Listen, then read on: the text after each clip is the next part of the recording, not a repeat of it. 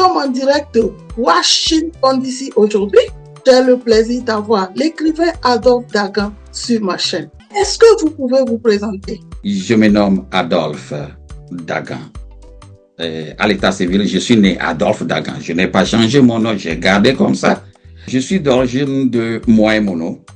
Moimono, vous connaissez le royaume de Tado et mon village c'est Daganhoué. C'est à 15 km de Tado. Je suis arrivé aux États-Unis il y a un peu 20 ans. Donc j'ai fait l'armée ici. J'ai enseigné au lycée et j'ai installé African Market, que nous appelons Dagan African Market. Je me suis marié à ma femme Kafoui. Nous avons 4 enfants, nous chantons ensemble. Je suis un évangéliste aussi, accrédité des Assemblées de Dieu aux États-Unis. J'ai écrit aussi un livre, un très bon livre que nous intitulons en anglais Why Have I Chosen Jesus Christ Over My Father's Voodoo? En français, c'est pourquoi j'ai choisi Jésus-Christ au détriment du voodoo de mon père. Adolphe Dagan, je suis très contente de vous avoir sur ma chaîne aujourd'hui. J'ai beaucoup entendu parler de vous. J'ai vu vraiment les œuvres que vous avez faites aux États-Unis et en Afrique. Et c'est vraiment un honneur de vous avoir en train de me parler de votre carrière d'écrivain. Vous venez de me dire que vous sortez d'un village appelé Dagan. Mais on remarque que vous avez un nom de famille Dagan. Expliquez-nous un peu pourquoi vous avez ce même nom, baptiste ou nom à l'état civil, que le nom de votre village. Notre village Daganhoué en Adja, parce que je suis Adja, et ça veut dire Dagan Kopé, Dagan Ville, Dagan Town, Dagan Village. Donc j'ai vraiment aimé ce nom parce que Dagan en Adja, ça veut dire quelqu'un qui est important pour toi, ou bien un grand-père, ou bien même un dieu. Donc Da, en Adja, c'est père ou father. Donc grand, c'est big, ce qui est gros ou bien grand. Donc j'ai tellement aimé ça parce que mon grand-père, il avait vraiment souffert et il a fait beaucoup de choses et mon père était là avec son nom Aïna Dagan, il a beaucoup souffert et que moi, si je suis sorti de cette famille, je vais revaloriser ce nom de Dagan et aussi vraiment garder ça, comme on le dit en anglais, a brand. Donc c'est pour cela que tu vas me voir, je dis, je m'appelle Adolphe Dagan. Je fais Dagan comme ça pour dire que c'est un nom puissant, c'est un nom que j'aime. C'est un nom qui est cher pour moi. Et aussi, ma maman m'a donné le prénom Agbeko. Quand tu vis, tu feras beaucoup de choses. Donc, Adolphe Agbeko Dagan. Mais j'ai coupé court Adolphe Dagan. Maintenant, tu sais, là d'où tu viens, c'est à toi de revaloriser, c'est à toi de donner l'honneur, la valeur à cette place. Je ne me cache pas. Mon village, c'est un tout petit village qui n'a jamais eu d'école primaire jusqu'à ce que moi je ne vienne aux États-Unis. Et quand j'étais rentré en armée, dans l'armée américaine en 2007, que j'ai commencé l'école primaire dans notre village.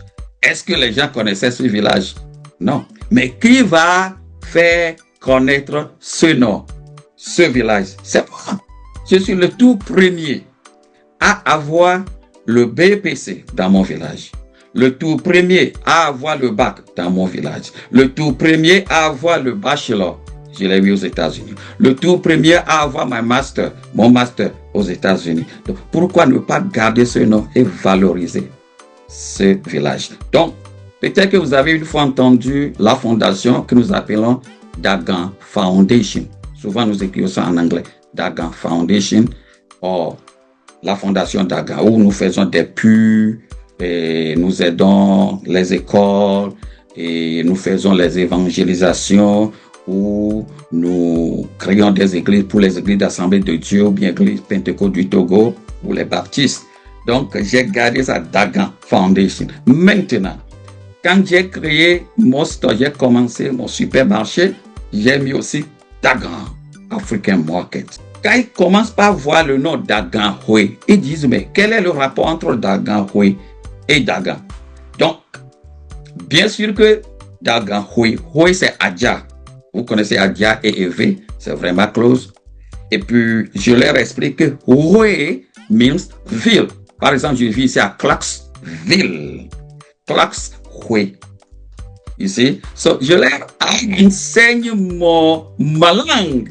Même quand j'étais professeur. You know comment les enfants m'ont surnommé dans ma classe? King of Dagahoe. So, appelez-moi Adolphe Dagan. Votre histoire est vraiment originale. Ça, c'est un grand témoignage que vous donnez. Je ne savais jamais.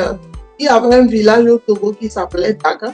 Et je crois que tous ceux qui écoutent cette interview vont apprendre au même moment que moi aussi j'apprends. Récemment, vous avez sorti un livre où vous avez dit que vous avez choisi Jésus-Christ au détriment du vaudou de votre père. Je suis curieux de savoir. D'abord, c'était quoi l'histoire de votre village et de votre père? Et ensuite, pourquoi alors vous avez décidé d'écrire ce livre? Les Adjaévé qui sont arrivés à Tado et ils se sont dispersés. Donc ça fait que certains Adjas sont rentrés vers l'est qu'on appelle Bénin aujourd'hui et après tout d'autres reviennent encore. Donc quand mon grand-père lui est revenu pour construire son village, c'est ça qu'il a donné le nom de Daganhoue. J'ai appris qu'il a traversé beaucoup de problèmes. Je n'ai pas bien maîtrisé ça. Mais ce que je sais, c'est que mon père est le premier fils de Dagan. Son nom, c'est Ayena. Oyena. Maintenant, lui aussi, il a beaucoup souffert. Il s'est marié à une première femme qui lui a donné un enfant et elle était partie. Donc, finalement, il s'est marié à ma mère, qu'on appelle Jihui. Jihui est né à Halime, c'est à 2-3 km de Tado. Famille un peu distante. Et qu'ils se sont restés ensemble jusqu'à ce que mon père ne soit mort en 1981. Mon père qui aussi avait traversé beaucoup de difficultés, comme j'ai donné quelques exemples. Tu sais que tout le monde cherche la protection et surtout la protection spirituelle. Donc pour lui, la protection qu'il a pu trouver, c'est de faire un vaudou qu'on appelle Ada ou Azon. Donc, et que quand moi j'étais né, de ma maman, nous étions 9. En plus, le premier fils, donc ça fait 10. Donc ça fait 5 garçons et 5 filles. Maintenant que moi j'étais le dernier de tous les garçons. Donc dans cette culture, que le dernier garçon reste à la maison pour aider le papa dans ses chants, ce qu'il adore, tout ça là. Moi je ne savais pas. Je ne sais pas, j'aimais l'école tellement, parce que quand nos frères revenaient, ils parlent français. Oui, comment ça va? Ça va bien? Et puis quelques anglais ont dit, how are you? Good. Et j'ai dit, moi aussi je vais aller à l'école pour devenir un docteur médical ou un avocat, parce que je n'aime pas l'injustice depuis mon enfance. Donc, j'avais 5 ans. Moi, je m'étais préparé pour aller à l'école. Et mon père me demandait, où vas-tu? Il dit, je vais à l'école. Il dit, non, toi, tu ne vas pas aller à l'école. J'étais surpris. Il dit, papa, il y a quoi? Bon, je l'appelais Ada. Ada, mais pourquoi pas? Il a dit, non, toi, tu vas rester à la maison. J'ai envoyé tes frères à l'école, ça va. Tu restes à la maison et que tu sais que tu vas prendre soin de mes choses, surtout moi, vaudou. J'ai dit, j'étais surpris, j'ai pleuré et je n'ai pas pu aller à l'école. Donc, l'année suivante, j'avais 6 ans. Tu sais qu'en septembre, c'est le moment où on commençait l'école primaire. Bon, je ne sais pas, les choses ont changé un peu maintenant. Et Nathalie, je m'étais préparé encore pour aller à l'école. Mon papa a encore dit non. J'ai pleuré. J'ai vu mes cousins, cousines, ils étaient partis à l'école. Bon, de septembre en février, il était tombé malade. Tu sais, malheureusement, mon père était mort. Et il a été tué par les sorciers et sorcières de notre village Dagan. Nous les connaissons. Ils ont même avoué ça.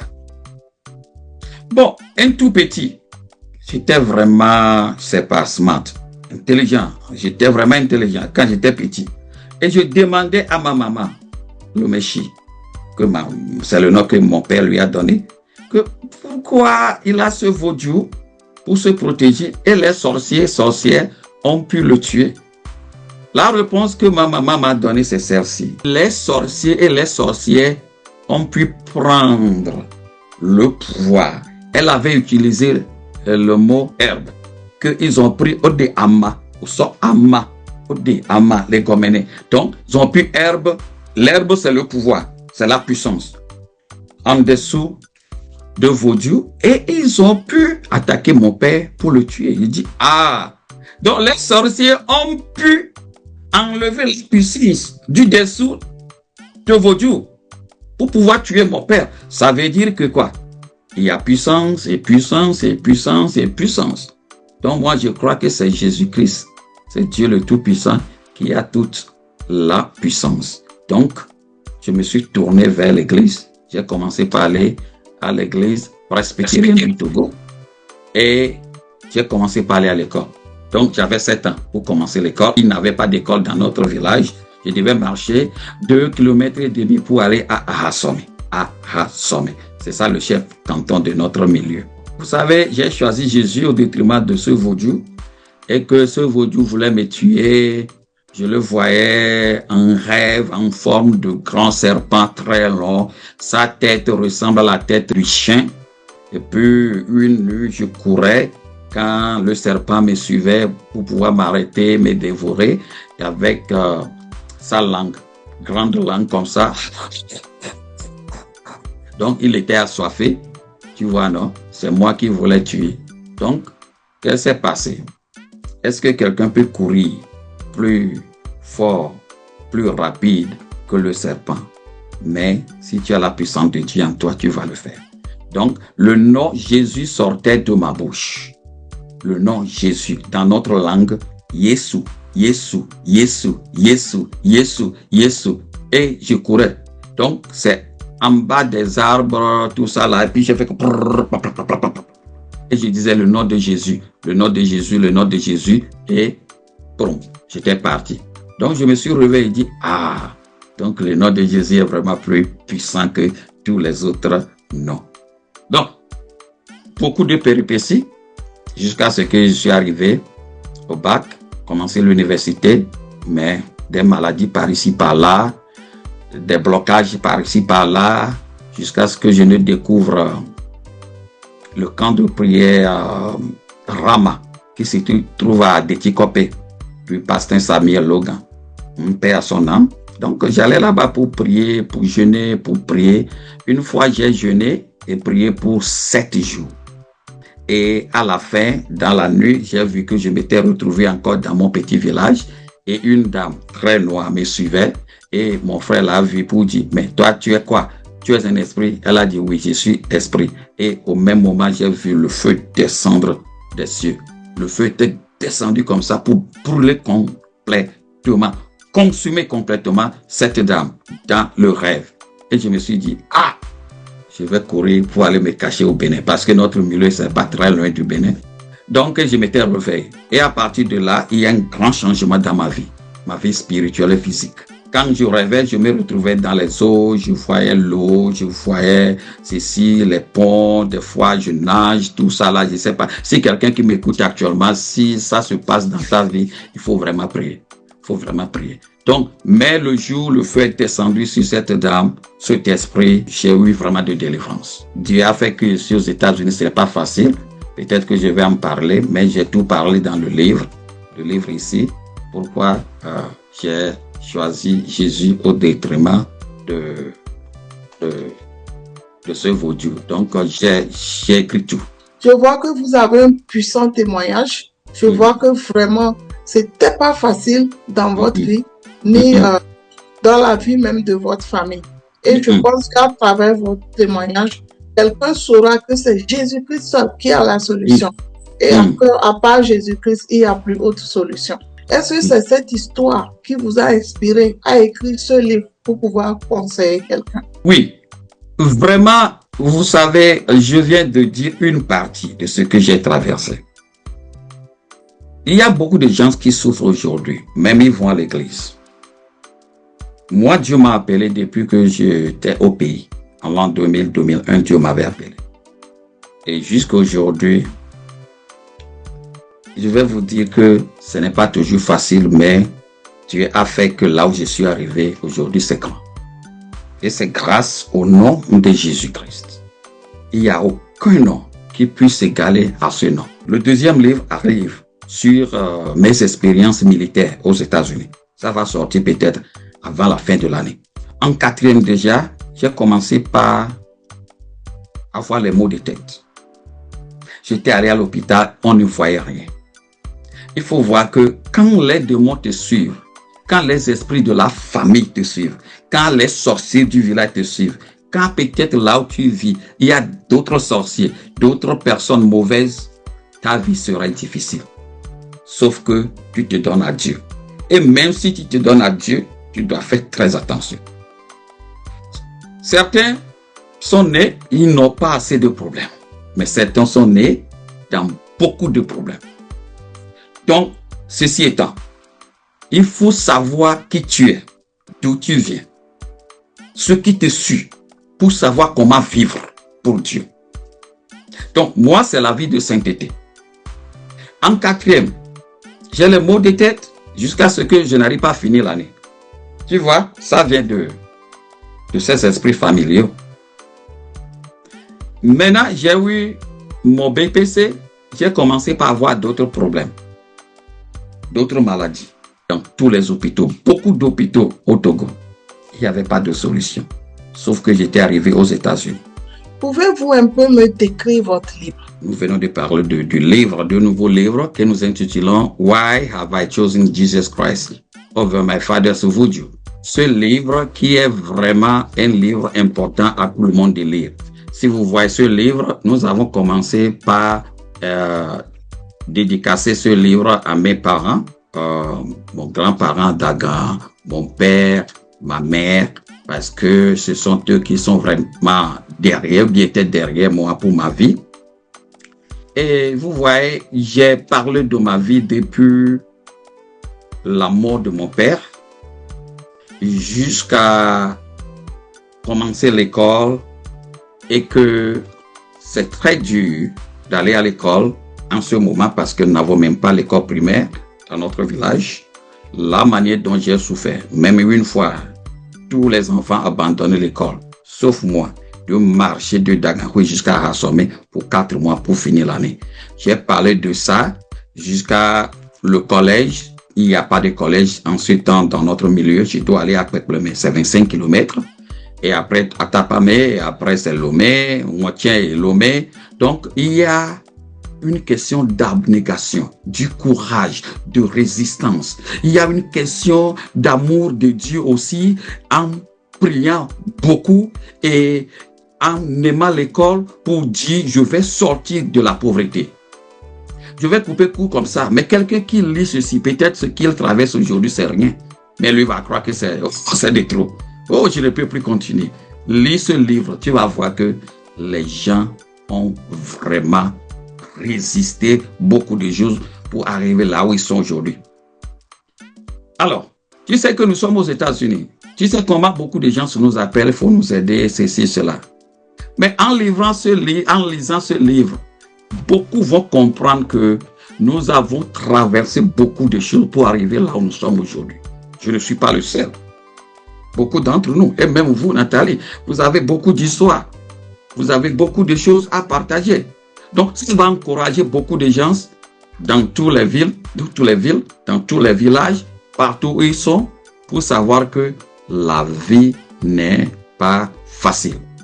Il faut vraiment dédoubler l'effort. Et aussi, surtout, là où tu es né, ça compte. Les parents qui t'ont donné naissance, ça compte. Pour certains, il n'y a pas de problème, il n'y a pas trop de problèmes spirituels, mais pour d'autres, il y a trop de problèmes spirituels. Donc, si tu es dans ce deuxième cas, lis vraiment, après avoir lu ce livre, tu dois comprendre que quand les gens vont à l'église seulement revenir, toi, tu vas y revenir pour prier beaucoup. Quand les gens dorment beaucoup, toi, tu ne dors pas beaucoup. Quand les gens sortent avec beaucoup de filles, toi, tu ne dois pas faire ça. Quand les gens n'apprennent pas beaucoup, tu ne dois pas faire ça. Tu dois faire beaucoup de choses, double, et même triple, avant de pouvoir réussir ta vie. Sinon, tu diras que Dieu ne t'aime pas. Dieu est là, il aime tout le monde. Donc, la maladie dont j'ai souffert en 4 ans, les maux de tête, j'en ai parlé. Après le BPC, encore autre maladie. Je n'avais pas dit ça avant. Tu sais ce qui s'est passé. Quand j'allais pour la toute première fois à la toilette, numéro 2, vous voyez ce que je dis. Et que après j'ai senti qu'il y a un liquide qui sortait de ma partie privée. Et je croyais que c'était une maladie. J'étais allé à l'hôpital d'Atakpamé, Notier, jusqu'à Lomé, tous les docteurs d'urologie. On croit que c'est une maladie, alors que ce n'était même pas une maladie. Dieu m'a montré les États-Unis. Dieu m'a montré le clinique à Moline, quand j'étais venu 3 heures de Chicago. C'est là, Dieu m'a montré le clinique. Je suis arrivé, c'est là où je suis allé. Et on me disait qu'il n'y a aucun microbe. Qu'est-ce qu'on m'a dit de faire? 2 choses. Chercher des filles ou m'asseoir dans l'eau chaude. Moi, j'ai choisi m'asseoir ou bien me coucher dans l'eau chaude. J'avais eu AVC, j'ai écrit dans ça. En 2021, j'étais presque en coma. Donc, ma femme a appelé 911, c'est-à-dire que la police, et puis ils étaient venus me prendre pour m'amener au camp Fort Campbell, notre camp, parce que je suis vétéran retraité, donc on m'a amené à l'hôpital là-bas. Et qu'ils ont dit que non, que c'est trop. Et ils m'ont envoyé à Nashville, Skyline Medical Center. Quand tu t'envoies là-bas, c'est comme peut-être tu ne vas plus revenir à vie, tu serais en coma ou bien des choses comme ça. Mais comme Dieu étant avec moi, on m'a amené là-bas et j'ai vu la salle que j'avais vue en rêve, où le jeune homme était arrivé encore pour me demander comment j'allais. Exactement, c'est ça. Le docteur est venu, bon, ils ont fait des scanners et MRI, et radiographie, tout.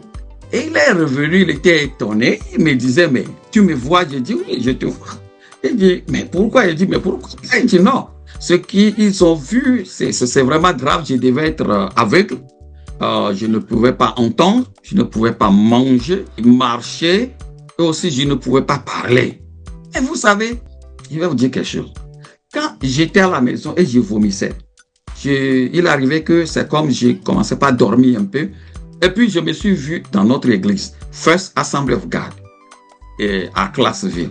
Et j'étais devant et j'ai vu beaucoup de gens qui sont debout et attendaient celui ou celle qui allait prêcher. Donc Dieu me montrait quelque chose, que je n'allais pas mourir. Parce que quoi? Dieu m'aime, je l'aime. Dieu m'a fait grâce et que j'entendais, je voyais, je parlais, je buvais, je mangeais et tout ça là intact jusqu'à aujourd'hui. Sauf que je ne pouvais pas marcher. Et ça a pris des mois avant que je ne marche. Bon, et que je remercie Dieu que tout va mieux maintenant. Tout ce que j'ai traversé, que j'ai écrit dans ce livre. Si quelqu'un, la Bible c'est très bon, mais il faut lire ça parce qu'en lisant ceci, tu vas voir des choses pratiques. C'est un livre qui est vraiment professionnel et qu'ils ont mis ça sur Amazon, Nobles and Barnes, Books and Millionaire et Walmart online. Donc, tapez seulement Adolphe Dagan.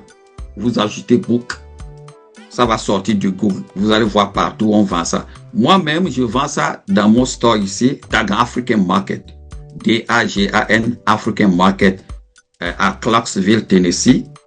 Ou en ligne, Dagan International Market. Vous allez voir ça. Vous commandez, si c'est chez moi, je vous envoie. Si c'est en ligne, les autres lignes, on va vous envoyer. C'est en anglais, le français va venir et ça va couvrir les zones françaises aussi. Avec tout ce que vous avez traversé, si vous avez un conseil à donner à un jeune Africain aujourd'hui qui traverse les mêmes choses que vous, qu'est-ce que vous lui direz? Je vais dire que la vie n'est pas facile. 13 ans déjà, j'ai commencé par souffrir jusqu'à aujourd'hui. J'ai perdu mon père quand j'avais 6 ans. Si je dis souffrir, je parle de maladie, je parle des influences et attaques spirituels, familiaux. Et aussi, il y a les sorciers. Donc, nous devons nous cacher sous Dieu. Dieu serait notre refuge. Moi, je vois que ma force, c'est beaucoup de prières, mais aussi la sanctification, la pureté et aussi l'aumône. Beaucoup de nous sommes des chrétiens aujourd'hui. Est-ce que vous voyez? Et que sans se lever pour prier Dieu, pour être saint, là je parle de la sanctification, peut-être que ça va bien aujourd'hui pour toi, mais tu ne sais pas ce qui va s'en suivre demain. Donc, j'aimerais vous dire que tout est possible à celui qui aime Dieu. Tout est possible à celui qui craint Dieu. Tout est possible à celui qui est là pour Dieu. Donc, remettons-nous à Dieu et que le sang de Jésus nous couvre et que par la prière, le Saint-Esprit va nous remplir et que Satan va fuir de nous. Je suis disponible depuis Clarksville, Tennessee, aux États-Unis. Si vous voulez m'inviter à venir dans votre église, que ce soit aux États-Unis, que ce soit en Afrique, en Europe, pour partager mes témoignages et fortifier la population de Dieu, fortifier la congrégation, fortifier nos jeunes, ce serait intéressant. Je peux venir en Europe, je peux venir en Afrique, au Togo, Bénin, partout, pour partager ce message vraiment de foi inébranlable avec vos églises, les conférences, partout où vous voulez, je suis là. Adolphe Dagan, merci beaucoup d'être venu sur ma chaîne. Je rappelle qu'on est en direct de Washington, d'ici aux États-Unis. Oui. Vous êtes venu du Togo. Oui. Après avoir gagné la loterie Visa. Oui. Au Togo, vous avez perdu votre père quand vous aviez 6 ans. Vous avez connu des moments très, très difficiles. Yes. Vous avez connu aussi les attaques spirituelles venant de votre famille et de votre entourage. Mais avec la foi que vous avez en Jésus-Christ, vous avez tenu fort. Vous êtes arrivé aux États-Unis, vous avez fait l'armée. Dieu vous a béni à travers l'armée. Vous avez eu des attaques comme l'AVC, tout ça, mais Dieu vous a sorti de là. Aujourd'hui, vous témoignez pour la gloire de l'Éternel.